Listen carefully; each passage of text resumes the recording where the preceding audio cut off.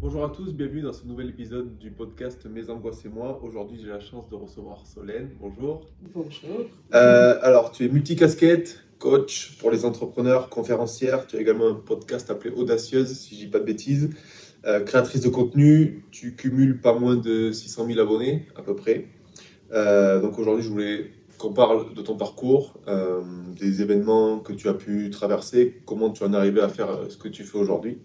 Donc tout d'abord, si tu pouvais te présenter, si j'ai pas si tu as Avec des choses à plaisir. rajouter. Ça a été assez complet. C'est vrai que pendant longtemps, ça a été challengeant pour moi de me présenter. Je n'avais jamais trop quoi dire et par où commencer. Mais pour le coup, j'ai rien de plus, entre guillemets, à rajouter, si ce n'est le fait que oui, moi, je me considère un peu comme une multi-entrepreneur parce que j'aime aller, entre guillemets, sur tous les fronts.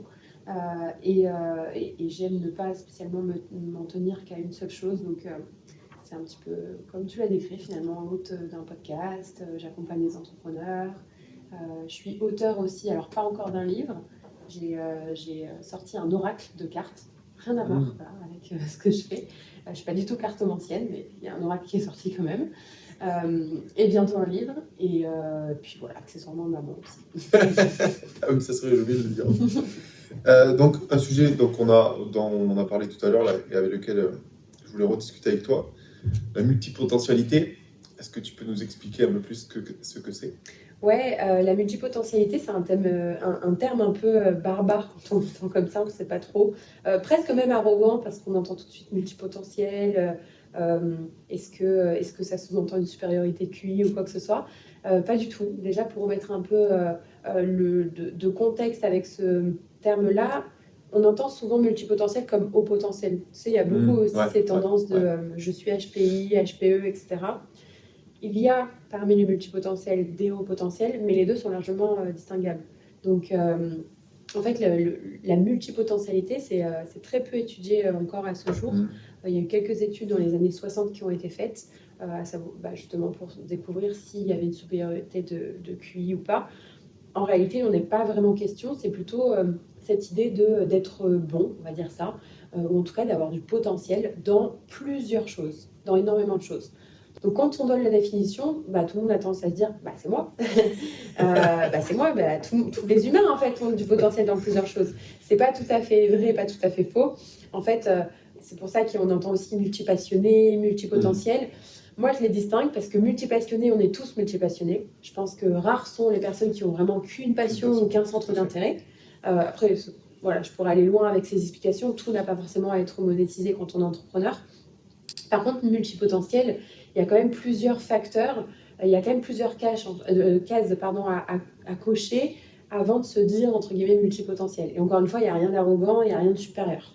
C'est plus une pensée rapide, en fait. Les multipotentiels, c'est une forme de neuroatypie où finalement, on se retrouve face à des individus qui pensent très rapidement, qui apprennent aussi très rapidement, qui ont une grande curiosité, en fait, une espèce de curiosité insatiable d'aller sur tous les fronts, sur tous les sujets, qui ont envie de prendre un sujet et de le poncer, en fait.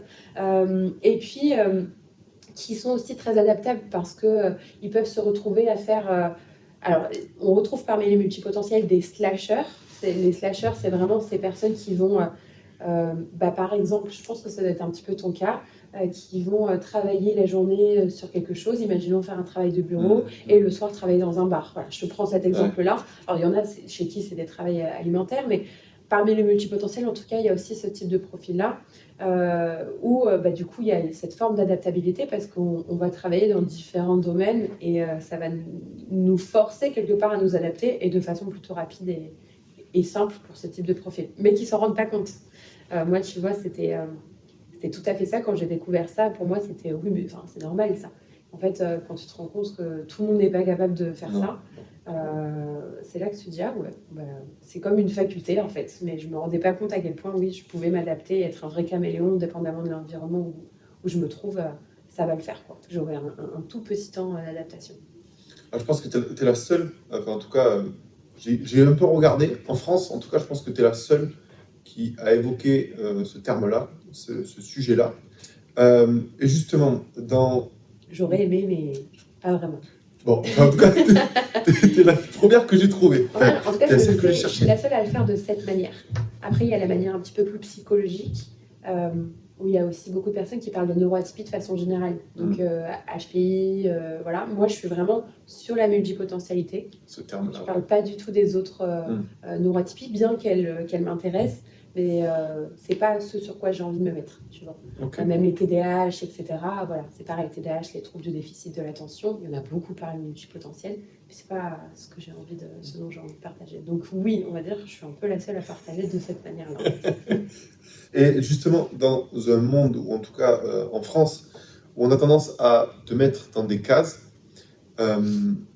comment tu peux exister en tant que multipotentiel? Comment tu peux te savoir que tu es multipotentiel et accepter ce que tu es au final? Moi, je pense que ça passe déjà par assumer pleinement ce qu'on est. Parce que ça a été une de mes plus grosses problématiques, c'est que finalement, on en discutait un petit peu tout à l'heure en off, mais on vit dans un monde de spécialistes. Donc, on est poussé dans tout ce qu'on fait depuis notre plus jeune âge, finalement, à se spécialiser et à être expert dans une seule chose. Donc, déjà, c'est difficile de s'assumer dans ce monde-là parce que quand on dit qu'on a envie de faire ça et qu'à la fois on a aussi envie de monter tel projet et puis qu'il y a celui-là qui nous plairait bien aussi, tout de suite on est vu comme des personnes qui sont pas fiables, qui sont instables. Moi je l'ai entendu de la part de mes proches aussi et je leur en veux pas parce que finalement c'est un peu des injonctions sociétales, tu vois, on est conformé à ça, tu vois. Et j'ai entendu combien de fois, non mais Solène, tu veux pas te poser sur un truc et réellement le faire, tu vois, à croire que je le faisais pas réellement, mais en fait je le faisais réellement, c'est juste que je m'en lassais, tu vois, et je trouvais très vite de l'ennui dans ce que je faisais. Donc ouais, moi je dirais que la clé c'est vraiment d'assumer pleinement, de le reconnaître, d'être hyper transparent, hyper honnête avec soi-même. Moi c'est ce qui m'a beaucoup aidée quand j'ai mis le mot dessus et que je me suis dit, pourquoi me conformer finalement à quelque chose qui n'est pas moi, qui ne me ressemble pas, à quelque chose que j'ai pas envie d'être. J'ai pas envie de faire une seule chose. Ça me convient pas, je m'ennuie et c'est pas comme ça que je m'épanouis. Donc même si ça va être parfois un peu plus challengeant parce que vu qu'on est dans un monde de spécialistes, les choses sont faites pour les spécialistes et les portes s'ouvrent davantage pour les spécialistes aussi, il faut quand même le reconnaître. Même dans le milieu professionnel, il y a beaucoup plus de barrières. Moi, quand je me retrouve, que ce soit dans des interviews, des médias, de la télé, peu importe, et que je dis ce que je fais, je vois bien que ça fait peur. Je vois bien que le manque d'expertise, en tout cas selon eux, il est jugé en fait. Alors que la multipotentialité, c'est pas du tout un manque d'expertise. On peut, selon moi, humainement parlant, on est capable en fait d'être expert dans plusieurs domaines. Totalement. Simplement, c'est difficile de le reconnaître justement pour les spécialistes qui vont dire mais non. On entend souvent je ne sais pas si tu as déjà entendu cette règle, je ne sais plus d'où elle vient, la fameuse règle des 10 000 heures, comme quoi il faudrait passer 10 000 heures pour être expert sur le sujet. Avant d'être expert. Alors moi, je suis archi pas alignée avec ça.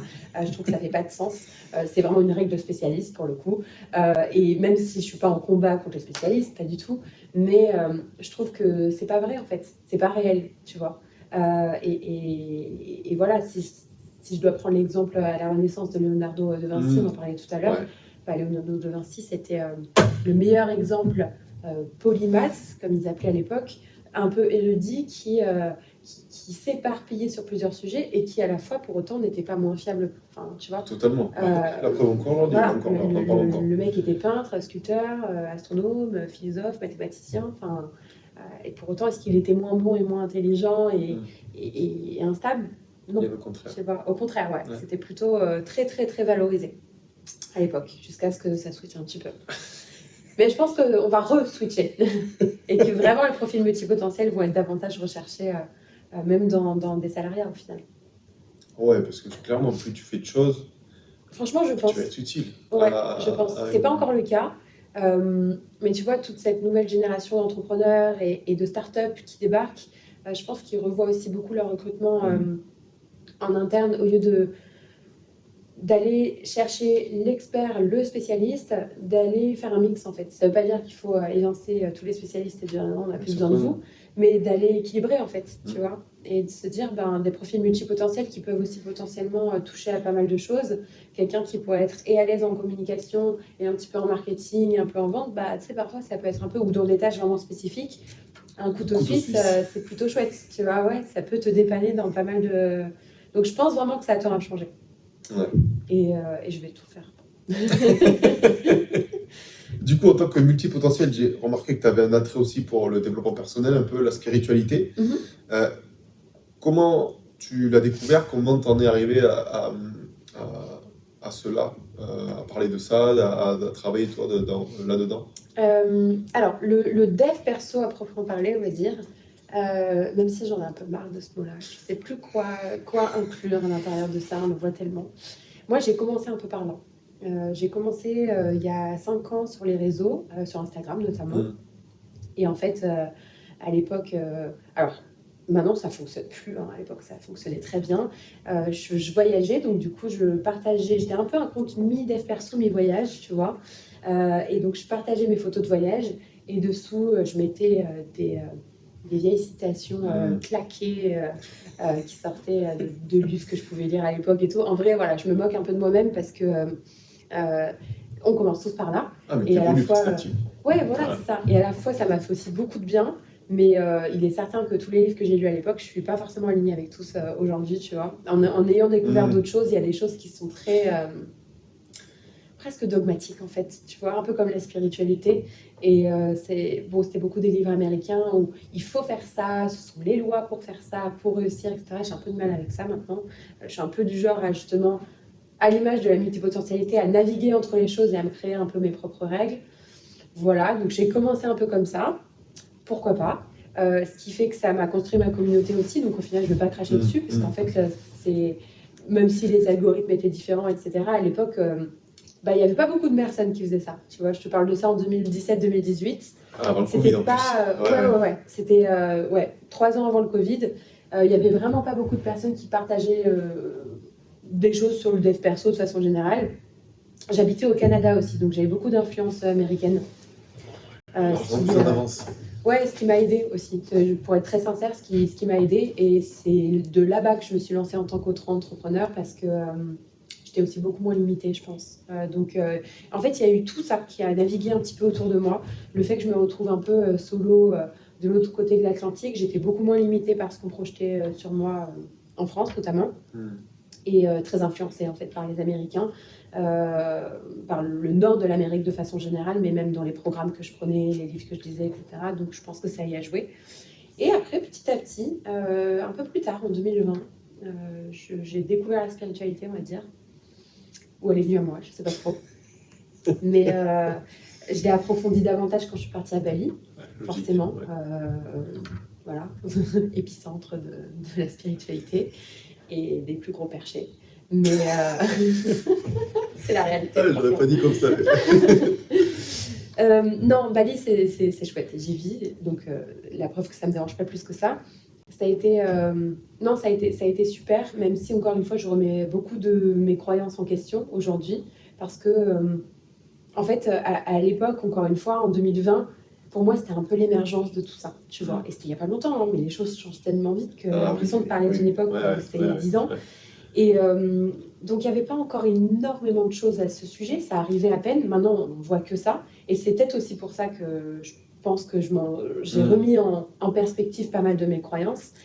Donc, je ne crache pas dessus, ça m'a énormément aidée. Pareil, j'ai fait pas mal d'expériences spirituelles à Bali, pas mal de cérémonies avec des plantes sacrées, etc. Donc, pas forcément des choses dont je parle tout le temps parce que c'est pas des choses qu'on fait en France, on n'a pas le droit. Ah voilà. Ouais, tu avais des plantes là? Ok, d'accord. Ouais. Mais par contre, très révélateur et ça m'a beaucoup aidé. Après, le seul hic que je trouverais à ça, c'est justement que ça a été peut-être un peu trop partagé par pas mal d'influenceurs, pas mal de personnes. Et je pense malheureusement avoir contribué à ça, pour être honnête. Donc c'est pour ça que je remets beaucoup ça en perspective. Même si j'ai pas du tout partagé ce genre d'expérience, je ne les ai pas filmées, j'en ai pas fait de vlog ou quoi que ce soit, par choix justement, parce que pour moi c'est très personnel.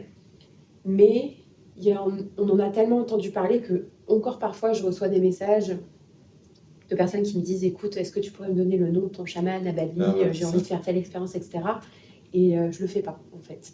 Parce que c'est comme si j'ai une responsabilité, tu vois. Et quelque part, je pense que c'est quelque chose qui doit venir te trouver, que tu dois pas chercher. c'est très propre à moi, et c'est exactement comme ça que dans les tribus, ils te l'amènent en fait. C'est pas à toi d'aller chercher ça. Et moi, c'est exactement comme ça que ça m'est tombé dessus. J'étais à Bali et c'est clairement venu me trouver. C'est pas quelqu'un qui l'a fait, qui m'a dit il faut que tu ailles le faire, c'est super, comme d'aller à une soirée, tu vois. Non, c'est vraiment, ça m'est tombé dessus. Je me suis dit, bon, peut-être que c'est le moment, tu vois. Donc, c'est pas des choses à prendre à la légère, au contraire. Et c'est extrêmement sacré. C'est pour ça que j'entends trop de choses à ce sujet et ça a tendance un peu à m'agacer maintenant. Donc, je me considère encore spirituelle, pour être honnête, mais je vis un peu ma propre spiritualité et je ne l'étale plus autant Je pense qu'avant. que c'est ça. Il y a Ouais. son propre développement personnel et sa propre Oui, spiritualité. c'est ça. C'est J'ai plutôt pas comme ça que j'aurais dû forcément, le dire. voilà, j'ai pas forcément envie de l'étaler et de me mettre tout nu dans un champ, tu vois. Pour dire que je suis spirituelle et de méditer et de passer mon temps comme ça à le montrer sur les réseaux, ça, j'ai pas envie. Je l'ai peut-être eu fait, certainement même. Je te dis, hein, je pense que j'ai contribué à ça, pour être sincère. Donc, désolée pour ça. Mais justement, je remets les choses en perspective. Et j'ai plus envie de faire ça. Je me considère spirituelle, mais dans mon coin. Voilà. J'ai peu de références féminines dans le développement personnel, dans le coaching et un peu tout ce que tu fais. Est-ce que c'est plus dur de se faire une place quand on est une femme dans ce monde-là? Parce que c'est vrai qu'il y a beaucoup d'hommes, moins de femmes. Peut-être plus dans les pays, comme tu disais, Canada, États-Unis, là-bas, c'est beaucoup plus ouvert. Ouais. Est-ce qu'en France, en Europe, c'est plus compliqué? Alors, maintenant, on trouve quand même de plus en plus de femmes. Après, peut-être parce que ça vient par biais de confirmation. Moi, je suis beaucoup de femmes, donc forcément, ça me montre qu'il y a de plus en plus de femmes. Je ne sais pas si c'est plus difficile. Alors, je suis assez mitigée parce que si je dois donner mon propre exemple, mais c'est assez propre à moi, peut-être que tout le monde ne se reconnaîtra pas là-dedans, quoique. Moi, c'est sur les réseaux que je trouve ça un peu plus compliqué, tu vois, de se faire sa place. Parce qu'en tant que femme, en fait, j'ai un peu, je ne saurais pas trop quoi te dire à cette question-là parce que je suis un peu mitigée dans le sens où j'ai pas envie de victimiser la femme et de dire oui, c'est super compliqué pour nous, Non, mais etc. juste la réalité. Mais à la fois, je dois quand même reconnaître que moi, à un certain niveau, je me sens touchée par ce qui se passe sur les réseaux surtout, tu vois. La moindre photo que je poste, etc., dépendamment du réseau social. Alors sur Instagram, c'est plutôt safe, parce que c'est là-bas que j'ai bâti ma première communauté, donc les gens me suivent là-bas depuis assez longtemps quand même. Sur LinkedIn, plus. LinkedIn, c'est très challengeant. Ouais. Je persiste, parce que c'est pas mon genre d'arrêter tout de suite, donc je persiste quand même, parce que je pense qu'il y a quelque chose à tirer. Mais ouais, LinkedIn, je me suis fait lyncher énormément par les photos que je postais. En fait, on prenait même pas le temps de lire les messages qu'il y avait au-dessus. C'était directement la photo n'est pas appropriée à ce réseau social. Et en fait, on ne parle pas du tout de photos où j'étais dans des positions compromettantes. Hein. On parle vraiment d'une photo où j'étais habillée grosso modo comme ça et juste... je sais pas, je saurais pas trop t'expliquer en fait qu'est-ce qui clochait, mais ouais, il y aurait plein de facteurs. Je sais pas exactement. Et en fait, moi, juste ce qui me dérange, c'est que même entre femmes, on ne soit pas capable de se soutenir sur ça. Parce que autant j'ai eu des commentaires qui venaient d'hommes, mais j'en ai eu aussi beaucoup qui venaient de femmes. Donc je peux même pas pointer les hommes du doigt en disant les hommes ne nous reconnaissent pas en tant que tels et on n'a pas le droit de prendre notre place. Parce que en fait, même les femmes, mais c'est un peu horrible. J'ai dû quand même faire un profil type. C'est souvent les mêmes profils quand même qui reviennent. Je ne détaillerai pas plus, mais c'est quand même souvent les mêmes profils qui reviennent, qui ont un certain âge et d'autres critères. Voilà. Et je ne m'étalerai pas plus, mais peut-être que certaines personnes comprendront. Voilà. Donc, on va passer à autre chose, on va passer à autre sujet. Sur ça, voilà, c'est un peu... Pour conclure, grosso modo, la femme, elle peut avoir plus de challenges, mais cependant, ne pas rentrer dans la victimisation. En tout cas, moi, c'est pas mon...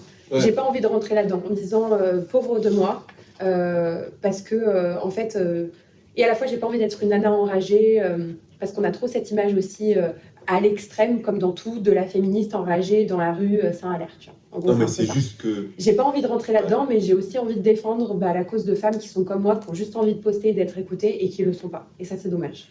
Parce que pour avoir regardé un petit peu de ton contenu, de ce que tu postes, ils se sont vraiment arrêtés qu'à la photo. Oui, complètement. Ils sont pas allés lire sur ce que tu partageais. Voilà, d'accord. Ouais, c'est très frustrant.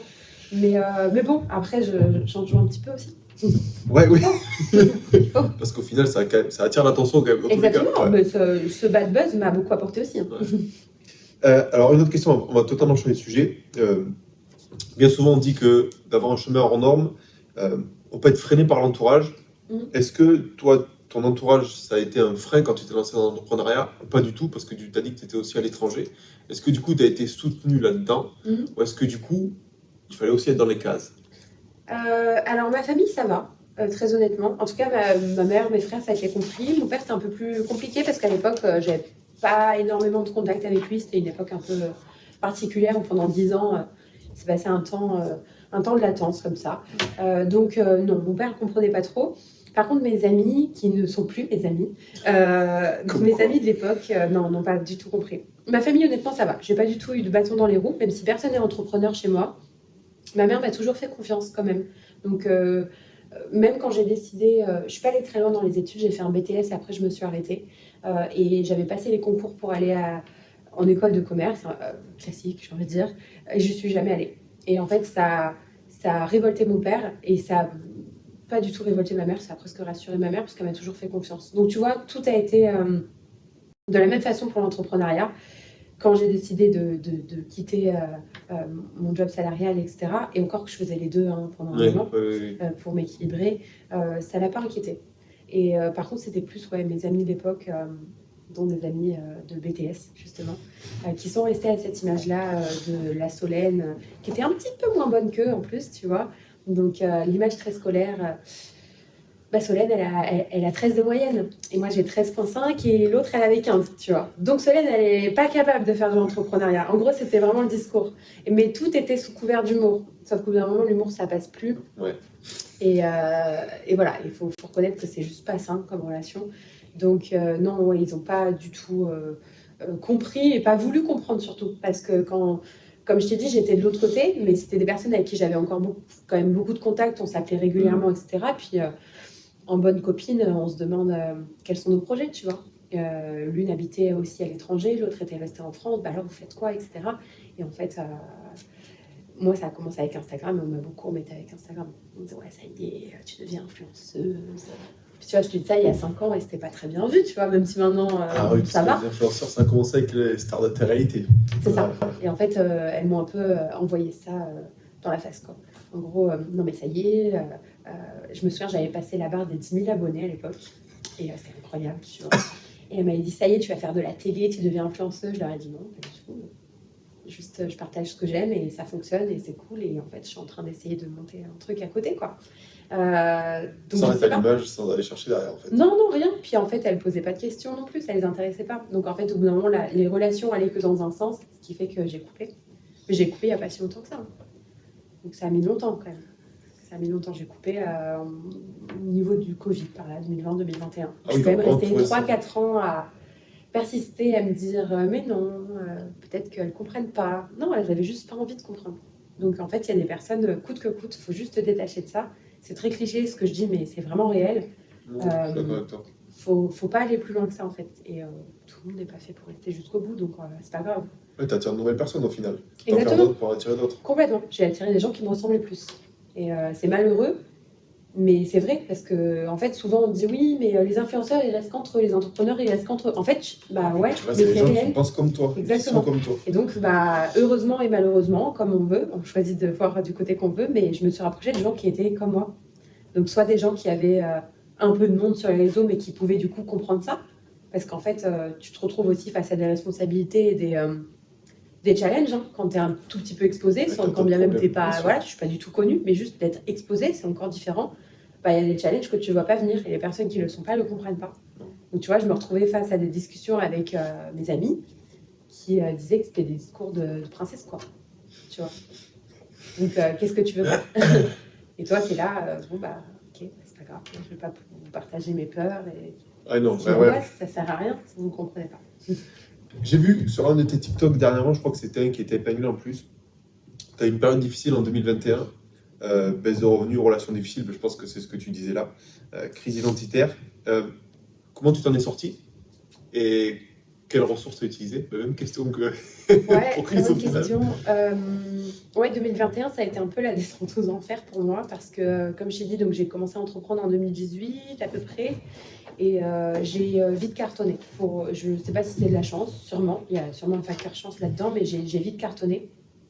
Et en fait, là, j'ai déchanté parce que l'entrepreneuriat n'est pas du tout linéaire et c'est pas comme dans le salariat où tu passes des grades finalement et tu redescends théoriquement pas. Là, non. Là, je suis bien redescendue. Donc, pour remettre le contexte, effectivement, je passais grosso modo de 30 000 euros par mois à 1 000 euros. Voilà, je remets un peu le truc comme ça de façon grossière. Et oui, on vit avec 1 000 euros. Mais c'est pas tant que ça la question, c'est juste que déjà ça met un coup à l'ego parce qu'on se dit bah qu'est-ce qui se passe dans une vie d'entrepreneur en fait forcément c'est alarmant tu vois. Donc moi à cette période-là je vivais à Bali déjà. J'avais la chance que quand même à Bali les choses soient en tout cas à l'époque relativement pas chères donc ça allait, je m'en sortais. Mais c'était pas tant dans ma situation financière mais plus dans ce que ça voulait réellement dire tu vois. Qu'est-ce que ça voulait dire de moi? Et en fait, je ne suis pas quelqu'un qui me laisse abattre, vraiment. Au contraire, et je suis profondément persuadée que je suis faite pour être entrepreneur. Et ça, je me le suis persuadée depuis le début. Et j'y crois vraiment, tu vois. J'ai un petit peu expérimenté le salariat quand même, tu vois. Grosso modo, bah, après mon BTS, donc de mes 19 ans à mes 22, 23 ans, donc pas énormément de temps, mais assez de temps pour comprendre que, ouais, que c'était pas la case dans laquelle j'avais envie d'être et que voilà, j'ai eu aussi une mauvaise expérience dans ces années-là, mine de rien. Donc je pense que c'est ce qui m'a fait tenir énormément, le fait de me dire que coûte, j'allais trouver une solution parce qu'en fait le salariat n'était plus une option possible pour moi. Alors, je nuance quand même ces propos dans le sens où ça peut paraître très toxique pour certaines personnes parce que parfois, on a besoin de reprendre le salariat pour s'en sortir. Et moi, je suis complètement OK avec ça. Encore une fois, là, je parle vraiment de mon expérience. Oui. C'est vraiment pas à prendre pour argent comptant et à se dire ah OK, donc ça veut dire qu'une fois qu'on est dedans, on est bloqué dedans, il ne faut jamais revenir en arrière. Pas du tout. C'est juste moi ce qui m'a fait tenir et mes convictions profondes. Et ce encore, je crois, à l'heure actuelle. Donc en fait, coûte que coûte, quand tu penses comme ça, ben, tu vas faire en sorte, consciemment ou inconsciemment, d'aller trouver des solutions. Et de façon très rapide, parce que tu n'as pas le choix, en fait. Donc, vu que tu es au pied du mur, exactement. Et à ce moment-là, qu'est-ce que je faisais? J'étais encore dans l'affiliation marketing, puisque moi, j'ai fait beaucoup d'affiliation. Donc, c'est-à-dire que je vendais les formations. Alors, moi, je faisais de l'affiliation sur des formations. C'est comme ça que j'ai commencé. Et à l'époque, des formations, il n'y en avait pas tant que ça. Donc, voilà. Et j'ai commencé par vendre des formations immobilières, beaucoup, parce que j'étais passionnée d'immo. Et en fait, c'est ces gros contrats-là qui se sont pétés. Et c'était mes plus gros contrats. Voilà. Je faisais énormément d'argent avec l'affiliation, pour être tout à fait transparente. Et en fait, à côté de ça, je me suis associée à une amie à moi sur une marque. On a monté une marque ensemble pendant 2 ans et après on l'a fermée. Et en fait, bah, cette marque, on injectait sans cesse de l'argent. C'était vraiment une marque, donc c'est pas un dropshipping pour les personnes qui ne connaissent pas. Je précise dans le sens où, encore une fois, j'ai rien contre le dropshipping, mais c'était d'autres frais. On avait un centre de logistique, on avait pas mal de choses. Et c'était un gros projet marque sur lequel on a bossé pendant 2 ans. Donc forcément, il y avait de l'argent injecté à l'intérieur. Ce qui fait que j'étais clairement en déficit et j'injectais tout à l'intérieur sans me dégager le moins de bénéfices. Parce qu'en fait, une marque, pour la faire vivre, ça met un petit peu de temps. On faisait du chiffre, mais ce n'était pas du bénéfice. Et du coup, en fait, profondément, j'ai essayé d'aller chercher la moindre solution partout. Et la première chose que j'ai fait, c'est cliché, mais c'est de travailler sur moi. Dans le sens où, moi, je considère qu'on est, je le dis très souvent ça, mais qu'on est le miroir un peu de notre entreprise quand on est auto-entrepreneur. Et cette baisse de revenus, c'est pas qu'elle en disait long sur moi, mais à la fois, il y avait quand même quelque chose qu'il fallait que je remette en question. Et c'était un moment en plus où je me comportais beaucoup comme une victime, très sincèrement. Ça m'arrangeait très bien d'être une victime. Clairement, je me complaisais bien dans ce rôle-là. Et c'est un moment où j'ai cassé ça, justement. Et c'est passé par plein d'étapes, autres que le business, mais des étapes très personnelles, dont la relation avec mon papa, etc. Et en fait, tout ça, ça paraît un peu comme une recette magique qu'on mélange et qu'on nous fait boire, mais c'est ce qui m'a profondément aidée. Ça s'est pas fait comme ça en un mois, tu vois, mais ça s'est fait sur toute cette année-là, et 2022 a été bien mieux, parce que ça a été beaucoup de prises de conscience. Et en fait, toutes ces prises de conscience m'ont amené à comprendre davantage de choses sur moi et sur mon business et à me dire, mais en fait, je vais carrément sur le mauvais chemin. Et cette baisse de revenus, elle a été expliquée notamment pour ça, un gros désalignement, tu vois. Et je ne m'écoutais pas à l'époque. Je me disais, non, c'est bon, je fais de l'argent, on s'en fiche, que ça me plaise ou pas, je fais de l'argent. Franchement, je pensais vraiment comme ça. C'est terrible, mais c'est vrai. L'univers t'a rappelé à... Ouais, c'est un peu ça. En vrai, c'est un peu... tout s'est cassé la gueule et on m'a bien rappelé à quel point tout n'était pas constant, en fait, tu vois. Et tout pouvait disparaître du jour au lendemain. Donc, ça m'a mis bien dans mes peurs et ça m'a bien forcé justement à me recentrer, ouais, et à me dire, ok, ben, c'est peut-être le moment de faire profondément ce que t'aimes et pas de faire des choses pour l'argent. Incroyable. Du coup, ouais, ça fait vraiment le lien. Je l'ai beaucoup entendu, cette phrase, de dire que tout provient de tu rayonnes. Là, c'est un peu ce que tu as dit. Tu rayonnes à l'extérieur ce que tu as à l'intérieur. Ouais. Et ouais, ça fait vraiment sens dans ce que tu dis. La même question que j'avais posée à Christopher, parce que moi, c'est vraiment ça mon sujet de prédilection. Donc, tu fais beaucoup de conférences. Donc, je suppose que, comme je lui ai dit tout à l'heure, ça doit emmener un certain stress, surtout quand on doit s'exprimer, surtout au début. Comment tu le gères? Si tu as des petites astuces, si... Très mal. Très, très mal. Moi, en plus, plus que Chris, pour être transparente, c'est encore quelque chose sur lequel je sais profondément qu'il faut que j'aille. Je gère pas forcément super bien mes émotions et le stress notamment. Donc, je sais pas si j'ai vraiment des astuces. J'ai des tout petits trucs, mais vu que je chemine encore là-dedans, c'est difficile de profondément me positionner en tant que... Je te pose cette question parce que... experte du stress avant la conférence. Il y en a beaucoup qui... du coup, j'en parle parce que j'étais comme ça. Quand j'avais une notion de stress ou d'anxiété, je faisais toujours machine arrière. Jamais je pouvais le surmonter. C'était impossible. D'accord. Et donc, là, le fait de savoir que tu en fais et que malgré tout, tu passes à l'action, voilà. Ça, c'est quelque chose qui... et on est plein dans le sens à faire machine arrière plutôt que d'aller dans l'avant. Et c'est ça qui est, je trouve, intéressant. Alors, pourquoi je ne fais pas la machine arrière? Je vais plutôt répondre à cette question-là parce que je me rappelle profondément de pourquoi je fais les choses. Vraiment. À n'importe quelle conférence, moi, j'ai très, très peur. Mais très, très peur. Vraiment, je suis anxieuse, j'ai chaud, je tremble en fait même. Vraiment, je ne suis pas bien. Même les tout premiers mots que je vais dire sur scène, c'est souvent avec une voix tremblotante et ça s'entend. En tout cas, moi, je l'entends très bien parce que forcément, je le connais. Voilà. Mais en fait, je prends compte aussi que ça fait partie de mon cœur de métier, finalement, et des valeurs que j'ai dans mon entreprise. Donc, la valeur de la transmission et du partage qui sont hyper importantes pour moi. Et ça passe aussi, pas nécessairement, mais ça passe aussi par là. Donc, c'est aussi pour ça que je me pousse un peu au cul, clairement. Et j'y vais, en fait. Et que je réfléchis pas trop en fait, parce que si je sais que si je réfléchis trop, j'y vais pas. Voilà. Après, de nature, un peu comme tout, je te dis que je suis assez, je fonce en fait. J'ai tellement en tête mes objectifs que j'ai pas envie de me battre contre moi-même. Donc, profondément, j'y vais et je me dis, je sais pourquoi je fais les choses et je sais pas exactement où est-ce que ça va me mener, mais je sais que c'est une bonne chose. Donc, j'y vais. Et je sais que, en plus, potentiellement, je vais pouvoir avoir un impact peut-être sur une personne dans la salle. Incroyable. Et c'est bon. Ouais, la notion de pourquoi est ultra importante. Ouais, vraiment.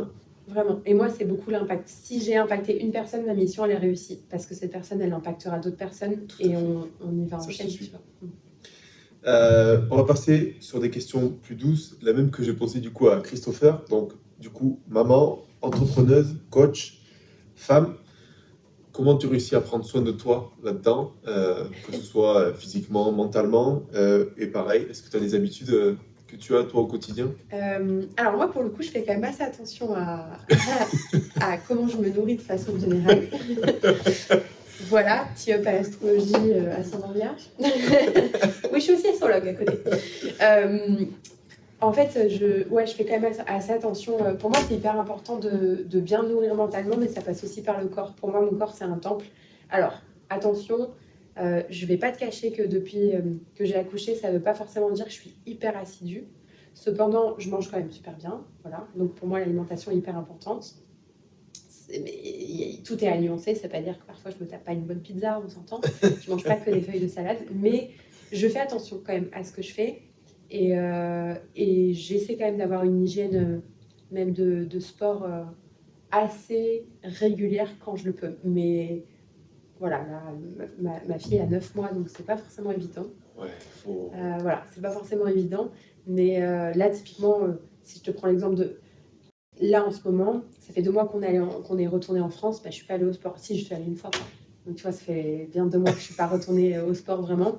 J'essaie de marcher, de faire des choses quand même. Par contre, je m'alimente bien, mais ça dépend en fait du contexte. Après, je sais qu'en France, nous on est beaucoup sollicités, et que je me trouve un peu des excuses, mais je prends pas le temps en fait. Je prends pas le temps, c'est compliqué entre ma vie de maman, de femme et d'entrepreneur. Ma Bali, ça va. À l'étranger, j'arrive à trouver plus de rythme parce que j'ai moins de sollicitations extérieures. Donc du coup, j'arrive plus à m'imposer, à me dire non, mais là c'est mon moment. Soit je vais à la salle, ou soit je vais à la danse, ou peu importe, ou les deux. Mais ouais, pour moi, c'est hyper important. Ça fait vraiment partie. En fait, ça me canalise aussi beaucoup. Et en plus, le sport, notamment, c'est un moment de créativité pour moi. Donc, c'est assez relou si les personnes. Si je vais au sport avec des gens, parce que je peux être beaucoup sur mon téléphone, parce que j'ai beaucoup d'idées pendant le sport. Quand mon corps est en mouvement, de façon générale, c'est un moment où j'ai beaucoup d'idées. Donc, du coup, c'est aussi pour ça que je me pousse à y aller, parce que ça me fait du bien et ça développe ma créativité. Je ne saurais pas trop expliquer pourquoi, mais voilà, c'est ce que j'ai remarqué. Ok. Bon. Ça, c'est la première fois que je l'entends, mais je vais peut-être y prêter attention quand même. Ouais, franchement, c'est... Même question que pour Chris. Donc, toi, du coup, maintenant, tu m'as dit que tu écrivais, que tu allais sortir un livre. Est-ce que toi, il y a des livres aussi qui t'ont inspiré? Alors, peu importe spiritualité, développement personnel, peu importe, des livres qui ont pu... Ouais, alors j'ai lu il n'y a pas si longtemps que ça un livre qui s'appelle Les Philo cognitifs de Fanny Nussbaum et 2 autres auteurs, je ne me souviens plus, je suis désolée. Et en fait, alors, c'est un livre qui... Elle parle beaucoup des zèbres, des précoces, des HPI, etc. Donc, quand bien même c'est pas directement relié à la multipotentialité, il m'a quand même beaucoup aidé à comprendre certaines parts de moi, tu vois. Donc, je le recommande vivement, même aux personnes qui sont multipotentielles et pas nécessairement HPI ou HPE, peu importe, parce que il est profondément marquant en fait. Et l'idée, c'est pas encore une fois de se mettre dans une case, même si paradoxalement, quand on se dit multipotentiel, on se remet dans une case, mais c'est une case qu'on choisit et pas dans les cases une case dans laquelle les gens nous mettent, qui nous limitent. Et voilà, moi j'aime bien me dire que je navigue entre les cases en fait, tu vois. Donc oui, ce livre-là, ce livre-là en particulier, il m'a vraiment touchée et je me suis beaucoup reconnue. Je le recommande à pas mal de personnes. Ouais. Ok, moi je mettrai le lien dans la description. Ouais. Pareil, des actualités où on peut te retrouver en ce moment. Qu'est-ce que tu as de prévu? Instagram, LinkedIn, avec laquelle je persiste vraiment. Donc non, LinkedIn, je poste régulièrement. Et Instagram, c'est là où je suis la plus active. TikTok, j'y vais plus trop. Voilà, je vais un petit peu moins. Donc je sais pas si c'est une bonne idée de vous envoyer là-bas. Et mon podcast aussi. Ok, moi je mettrai tout le lien en description. Ouais. Okay, merci beaucoup d'avoir répondu à mes questions. Merci d'être venu. À bientôt pour un nouvel épisode. Ciao.